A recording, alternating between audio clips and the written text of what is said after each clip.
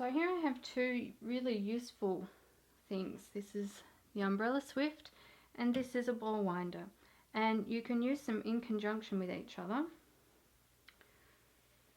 If you have a skein and you want to wind it into a ball so that it's ready to use, you need to, if you're going to knit with this, if you're going to weave with it, crochet, whatever you're going to do, you need to get it into some sort of a ball in order to be able to use it. So if you excuse me for coming over this way, what we can do with this is open it up and drape it over the back of the umbrella swift and hold on to the front. Okay, like this. And then we can push up the swift until we've got the correct tension there. Now I've got some ties on this that I need to cut.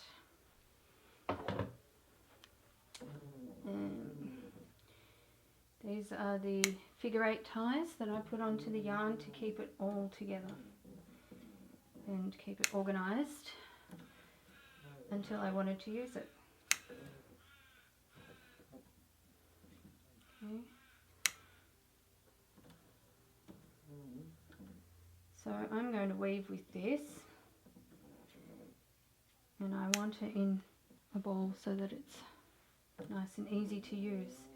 So what I've just done there is these two ends that I had tied together, the two ends of the skein, I've just cut them. And I'm hanging this one on the inside so it doesn't get in the way. Okay, so now I've got this end. I come over to the ball winder. So I'm going to thread it through these loops that are here, just straight through the middle. Bring it up to the top, bring it around the bottom like this, and you'll see in the top there are these little notches at different points around. Pop your yarn into one of the notches, okay, like this. So now it's set up and it's ready to go. Let's make sure the yarn's right to go as well on the swift. And we're going to hold on to this to start with.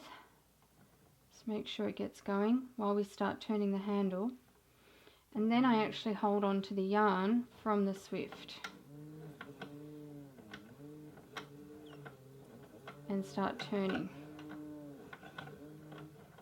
Now usually I would have the swift at a greater distance from the ball winder than this, but because I'm filming here at this desk, I haven't got enough room to move it over because I can only clamp to this part of the desk.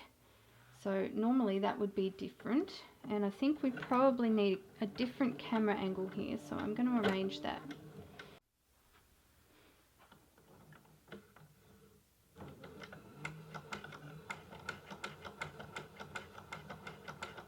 This might be a better angle so that you can see what the ball winder is actually doing.